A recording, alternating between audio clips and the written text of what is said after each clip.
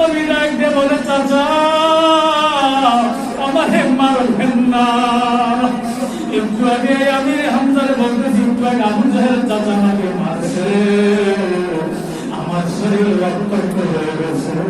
আমি হামজা বলে, না না, আমি তোমার মারার জন্য আসি না, আমি প্রতিশোধ নিবার জন্য আসছি। আমি লাতুজার নামে কসম খাইছি, যতক্ষণ পর্যন্ত আমি মায়ের প্রতিশোধ না নেব, আমার স্ত্রীর চেহারা দেখে বলা কেমন দয়াল নবী। সাথে সাথে চাচা ডাকতে বলবে, চাচা আপনি কেন মায়ের প্রতিশোধ নিতে চান?